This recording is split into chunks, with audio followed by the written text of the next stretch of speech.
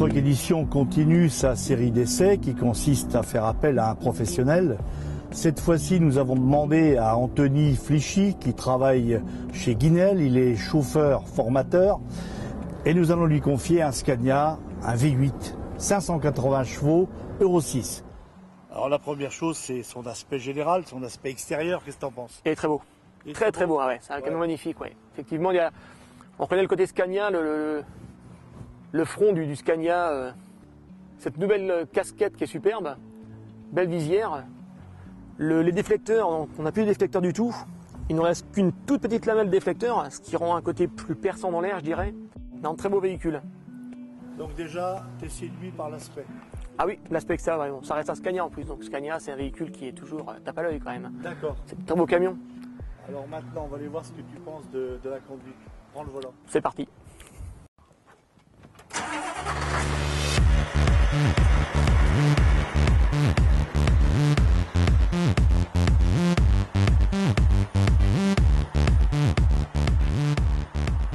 Alors Anthony, on vient de décoller là.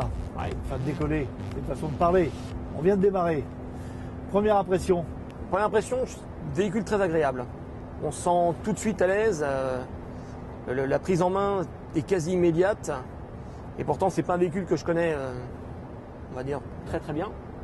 Donc non, bon point au départ. Alors avant de t'installer au volant, il a fallu grimper dans la cabine. L'accès, il est comment? Alors, on a enfin un camion qui a un vrai marchepied.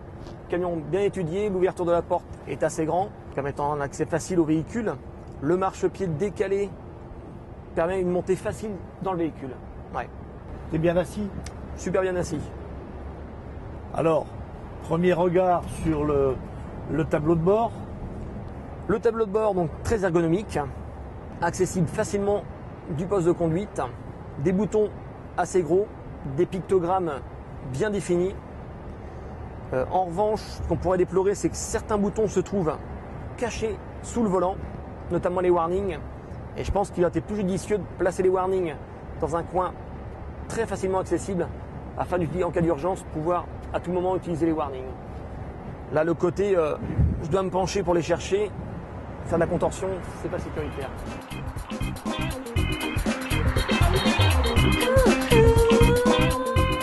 Alors sous ce capot, il y a un V8, c'est pas mal quand même. Ah, c'est certain, là on voit bien que pour les dépassements, on voit que c'est un moteur qui est quand même relativement coupleux, qui demande qu'à se lancer en fait. Hein. Dès l'instant où on accélère, ça y est, c'est parti, on s'envole quoi. Il y a un côté plaisir? Ah oui, Ouais. Sans doute. Là, tu as sur ce véhicule une boîte automatisée. Il y a forcément un levier de commande. Qu'est-ce que ça appelle comme réflexion?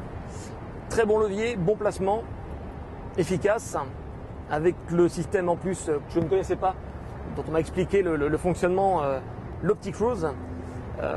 On peut régler l'avantage, on peut le régler en roulant en fait. Donc ça c'est quand même formidable. On peut passer du mode économique au mode standard et au mode coupleux en fait. En même temps de grimper les côtes à plus haut régime. On a la position manuelle à tout moment, on peut passer les rapports manuellement, monter ou en descente sans problème. Simple d'utilisation et très efficace. Donc, boîte automatisée et en plus un système d'aide à la conduite pour économiser du carburant. Ça marche comment? Absolument. Alors, le système Active Prediction relié au GPS permet d'anticiper en fait la déclivité des routes. Notamment donc, en sommet de côte, arrête automatiquement d'accélérer. Et dans le bas des côtes ou lors d'un fort pourcentage, il accélérera de lui-même en fait, sans aucune action de la part du conducteur. Si ce n'est juste le côté vitesse minimum et vitesse maximum autorisée. C'est-à-dire que on peut à tout moment dire voilà, je souhaite que le camion ne va pas en dessous d'une vitesse, un exemple 75 km/h pour une vitesse moyenne de 80 et n'ira pas au-dessus des 85 km/h en descente. C'est du confort pour le conducteur. Pour l'employeur, je pense que c'est aussi une manne importante d'économie de carburant, parce que là, le conducteur, on va dire en perte d'attention, ne sera pas amené à faire une surconsommation lors d'une descente, en l'occurrence, ou pourquoi pas d'une montée, quoi. Et optimisera le trajet au maximum. Ce véhicule est équipé de ralentisseurs, tu l'as utilisé? Absolument. Alors au départ, un peu déconcertant dans le sens où il y a 5 plots au total. Alors on se dit 5 plots, où est l'intérêt d'avoir 5 plots dans le sens où déjà le premier sert vraiment pas à grand chose en fait, hein, si ce n'est vraiment à décélérer un peu plus vite. Mais très vite on se rend compte que sur les petites routes, avec suffisamment d'anticipation, ces plots en fait ont une utilité quand même assez intéressante sur une arrivée, sur un faible ralentissement, non, c'est vraiment bien dosé, vraiment agréable à utiliser. Et la cinquième position, c'est quoi? Alors, cinquième position, c'est vraiment pour le coup ralentisseur, c'est le retardaire. Hein, donc là, pour le coup, c'est vraiment le ralentissement par excellence. Par contre, pour l'usure des pneumatiques, effectivement, je pense que c'est pas ce qu'il y a de plus judicieux à utiliser d'un coup sec. Alors, les conducteurs qui seraient amenés à tirer volontairement très vite pour pouvoir ralentir très fort vont bouffer des pneumatiques, c'est certain. Pour le coup, c'est sûr. Parce qu'il est vraiment très efficace. Eh bien, Anthony, il nous reste à te remercier d'avoir participé activement à cet essai pour Truck Edition. Qu'est-ce que tu as comme conclusion à nous fournir après avoir conduit ce camion? Alors déjà, c'était une journée intéressante. Hein. J'ai découvert un nouveau produit que je ne connaissais pas, notamment le pour Scania. J'ai découvert l'Active Prediction, un système qui est vraiment pas mal du tout, qui reste encore un peu à exploiter, je pense, malgré tout, notamment la détection de village, pourquoi pas, et les panneaux dans l'avenir, hein, qui permettraient encore d'améliorer la sécurité et la consommation.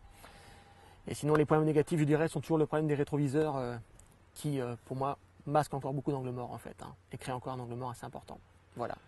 À refaire éventuellement, si ça se présentait? Sans problème, au contraire. Bah écoute, pourquoi avec pas. plaisir. Je te remercie beaucoup. Merci à toi, André. Et je te dis à bientôt parce qu'on Au plaisir. Merci beaucoup, c'était avec plaisir. Au revoir. Au revoir. Bientôt.